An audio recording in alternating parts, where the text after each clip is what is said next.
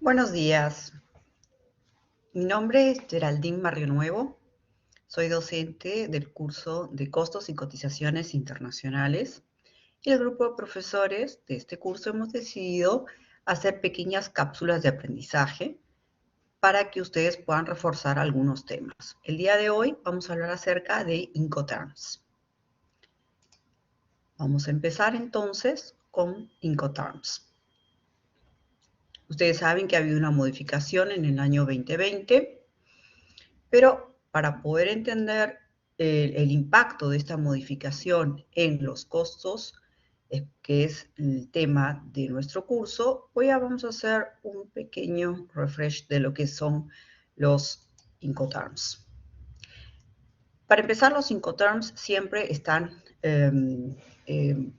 distribuidos entre solamente dos personajes, vendedor, exportador el comprador o el importador, ¿sí? Entonces son dos, exportador, importador, nada más. Todos los otros personajes o actores que trabajan dentro de la distribución física internacional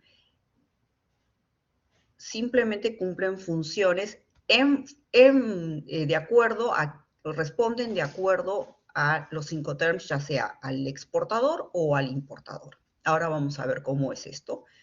Les doy un simple ejemplo. Una empresa de seguros de carga internacional, en caso de que la mercadería, por ejemplo, sufra un daño, como que se contamine, esta mercadería, el reclamo que pueda hacerse, se lo va a atender la empresa de seguros, pero la empresa de seguros va a responder a quien lo contrató, ya sea el importador o el exportador. Y de acuerdo a eso, después actuará uno o el otro de acuerdo al Incoterms. Pero en un principio, los Incoterms son solo entre dos personajes, el exportador y el importador. Dentro del grupo, el grupo E y el grupo F de los Incoterms, siempre se respeta esto, no importa la modificación de Incoterms que haya, están dentro del país exportador. El grupo C y el producto D están dentro del país de destino. En el caso del país del exportador, los costos más bajos claramente serían los que vienen generándose en el ex-work. Esos son los costos más bajos de todos. ¿Por qué? Porque estos son los costos que empiezan a ser dentro de la planta del exportador a medida que en la distribución física internacional van moviéndose la mercadería hasta su destino final, que es el almacén del importador. Además de pagar fletes, también hay que pagar otra documentación. Esta documentación que se genera, además de la de fletes propiamente dicha, tienen que irse aumentando al costeo. Por ende, estos precios van a ir aumentando, aumentando, aumentando, hasta llegar al precio más alto, que en este caso se va a tratar del DDP, ¿sí? Entonces, el más alto de todos va a ser el DDP y el más bajo de todos va a ser el ex-work. La característica en común que tienen los del grupo F es que evitan un costo muy, muy alto. En el exportador, me refiero, no paga el costo del flete. El valor del flete puede llegar a significar un 30% más o menos de un costeo de un producto, dependiendo del medio de transporte. No así en el caso de los grupos C, que ya son dentro de, o sea, ya en las terminales, ya sea aérea, marítima, en el país de destino. Ahí sí siempre incluye el flete, pero en algunos casos va a incluir el seguro y en algunos otros casos no. Otro costo importante, el seguro. Este costo podrá ser alto o bajo, depende del tipo de mercadería que se está enviando. Dentro de los D, que son en el país de destino, el costo más relevante que para los tres D, o sea, dentro, delivery, dentro del país de destino, hay que no solamente pasar la frontera, sino ingresar y entregar la mercadería en alguno de los lugares pactados. El flete de internación es un flete bastante alto si, por ejemplo, el local del importador está muy lejos del puerto, ¿sí? Entonces ahí tendría que considerarse. Si está cerca, como sería a lo mejor el caso, supongamos que enviamos una mercadería a Miami y alrededor del puerto de Miami están los depósitos, pues ese flete sería insignificante. Y por último, los aranceles de importación que solamente se pagan, o sea, están a cargo del exportador en un solo Incoterms, que es el DDP, y los gastos de los aranceles de importación y otros que pudiese haber que tuviese que pagar el exportador. Vamos a ver entonces, estas modificaciones se hacen cada 10 años aproximadamente, y este año el año pasado se hizo una importante que impactó en 3 costos interesantes para nosotros. El primer costo que nosotros vamos a ver que impactó fue la variación de la modificación que se hizo en cuanto a el Incoterms, el nuevo Incoterms que se generó, DPU. Antes existía el DAT. Muy bien, el DPU, ahí se aclara, gira, pareciera, toda la modificación, a diferencia del DAP, con lo que está relacionado con la descarga. O sea, en el caso del DPU se especifica que la mercadería se tiene que entregar descargada, o sea, en piso. Y en el DAP, la mercadería no se tiene que entregar descargada, sino sobre el medio de transporte. Esta diferencia, hay un costo ahí, el costo de descarga, pero tiene otra ventaja más esta modificación del DPU. Antes, cuando trabajaban con el DAT, solamente se estaban hablando de terminales. En cambio, con el DPU se está permitiendo que la mercadería no solo se entregue en una terminal, sino también en algún otro lugar pactado. Entonces, ¿por dónde pasa la diferencia principal de estos dos Incoterms? Por el costo de la carga o de la descarga. DPU con costo de descarga incluido para el exportador, ¿sí? DAP sin costo de descarga incluido para el exportador. Esta es la modificación que tenemos aquí importante. Aquí les he dejado un link para mayor aclaración de cada uno de los Incoterms en cuanto a las pequeñas modificaciones que ha habido, pero eso es una de las más importantes. Otra muy importante ha sido la diferencia en cuanto a la aplicación del seguro. Hay 2 Incoterms que hablan acerca de la obligatoriedad del seguro, que es el SIP y el SIF. El SIF es siempre uso marítimo, el SIP es para uso multimodal. Muy bien. Antes uno podía contratar cualquier seguro que sea tipo C, cláusula C, o sea, la cláusula más básica de todas, la C. Hoy no. Hoy los Incoterms indican, en caso de que tú quieras trabajar, esta era la cláusula básica que se contrataba. Ahora los Incoterms dicen no. Si tú quieres trabajar con pues en el caso del SIF, puedes elegir cualquiera de las cláusulas, A, B o C. Pero en el caso del multimodal, o sea, del SIP, tienes que elegir únicamente una que sea similar o igual a la A. Por supuesto que tú si embarcas SIF puedes también tomar la cláusula A. Pero veamos cuáles son las diferencias entre estas cláusulas para entender los costos. Dentro de la cláusula A, diríamos que es una cláusula así, por decirlo abiertamente, contra todo riesgo, pero en realidad es contra los riesgos que está enumerando, pero son bastantes.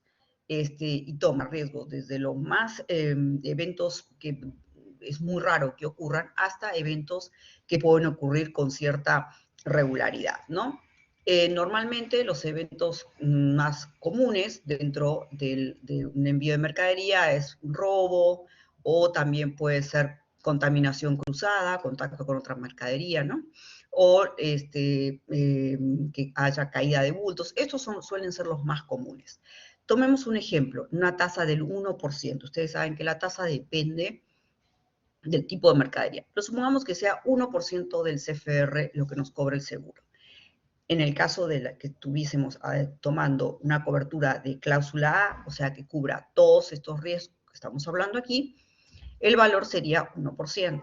Si para la misma mercadería tomamos cláusula B, el valor sería 0,6% de esa tasa aproximadamente, ¿no? Y en el caso del C, 0,3%. Entonces, realmente hay bastante diferencia entre el C y el A, ¿sí? Entonces, pero ¿qué pasa? El C, claramente, al ser mucho más económico, cubre bastante poco. ¿Qué cubre? Eventos muy específicos. Vamos a ver directamente desde el C, retrocedemos.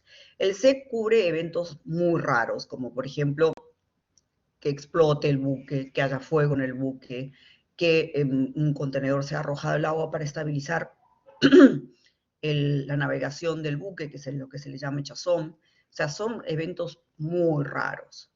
Eso es lo que cubre la C, por eso es la más económica. La B ya cubre eventos un poquito no tan comunes, pero diríamos que podrían ocurrir, como por ejemplo, arrastre o barreo de olas, ¿sí? Entonces, además de todo lo que cubre el C, el B está cubriendo un poquito más de eventos que pueden llegar a ocurrir. Por eso su valor es mayor. Y por último, el A cubre todo lo que cubre el B y lo que cubre el C.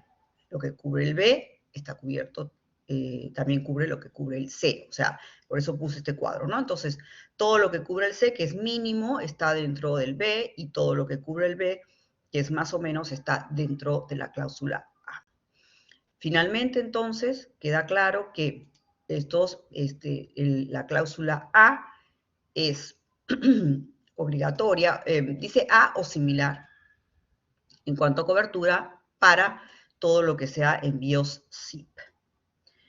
Otro de los costos que me interesa recordar acá, porque ha quedado claramente estipulado quién lo hace, es los costos del BGM. El BGM es una verificación de peso que se hace a un contenedor. Entonces, todo el que embarque en un contenedor, prepare un contenedor para ser embarcado, va a tener que pagar un BGM. Eso está dentro del tarifario de los depósitos. Ellos te cobran, bueno, en realidad de las navieras, lo cobran a través de los depósitos, y estos son valores que incluyen los pesos del contenedor. Normalmente uno trabaja, obviamente, dice, bueno, ¿cuánto puede pesar la mercadería?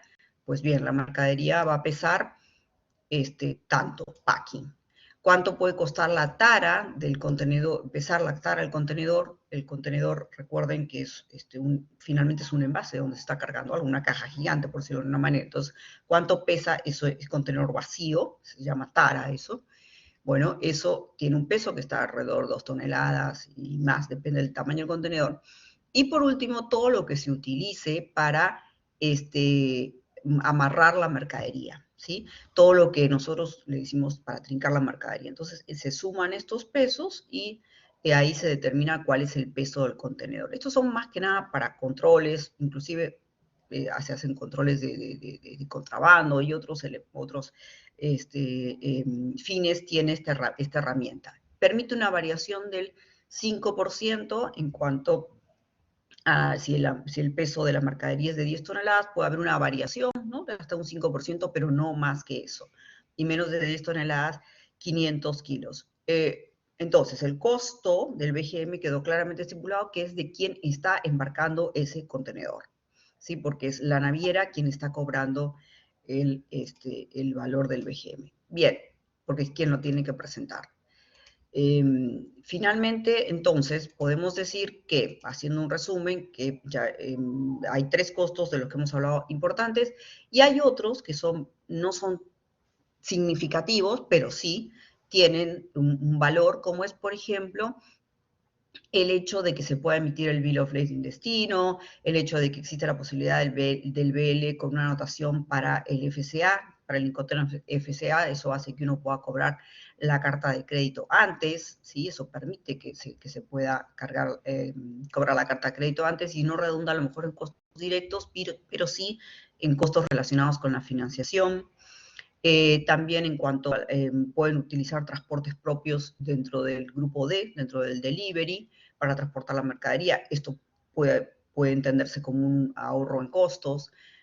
Y bueno, los Incoterms en general lo que tratan de hacer es determinar, bueno, claramente quiénes son a quién le corresponde de los dos protagonistas de los Incoterms, comprador y vendedor, cada una de las obligaciones, y en el caso nuestro que estamos hablando, los costos, y en general se trata también de bajar los costos y hacer una mayor optimización.